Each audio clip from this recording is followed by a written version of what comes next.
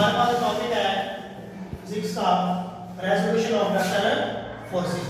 ठीक है, सबसे पहले हमें क्या करना है कि डायग्राम बनाइए। एक फोर्स F है, ठीक है, उसको रिजॉल्व किया है, उसके दो कंपोनेंट्स में F x और F y।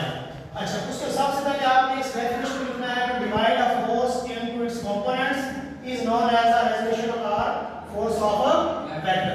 डेफिनेशन लिखेंगे। डेफिनेशन लिखने के बाद बच्चे आप लोग यहां पे डायग्राम बनाओगे। डायग्राम बना के आपके पास एक फोर्स F है, वो दो कंपोनेंट्स में रिजॉल्व हो रही है। एक कंपोनेंट Fy है, एक कंपोनेंट कौन सा है? Fx। अब आपको यहां पे लिखना है let us resolve force F, और फोर्स F को रिजॉल्व किया है इसके कितने कंपोनेंट्स में? दो कंपोनेंट्स। कौन से? Fx और Fy। ये जो आप एंगल थीटा मान रहे हैं किसके साथ?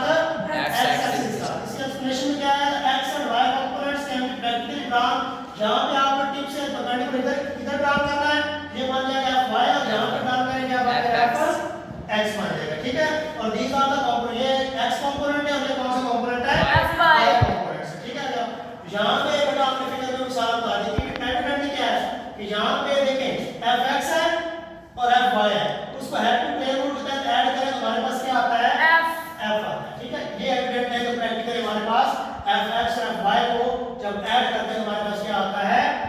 F। उसके बाद बेटा हमारे पास है magnitude of perpendicular components.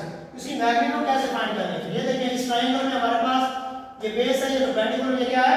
Hypotenuse. हमारे पास cos थीटा किसके इक्वल होता है? बेस ओवर हाइपोटेन्यूज इक्वल होता है। यहां पे हमारे पास बेस कितनी है? OA है, और हाइपोटेन्यूज कितना है? OC है। और हमारे पास sin थीटा किसके इक्वल होता है? परपेंडिकुलर हाइपोटेन्यूज है। यहां हमारे पास परपेंडिकुलर कितना है? AC है, और हाइपोटेन्यूज कितना है? OC है। ठीक है, इसको हमने लिखा वैल्यू पुट की तो हमारे पास Fx किसके इक्वल आ गया? F cos थीटा, और Fy किसके इक्वल आ गया? F sin theta. हां जी, बात समझ आई है? यहां तक तो किसी को कंफ्यूजन? No sir.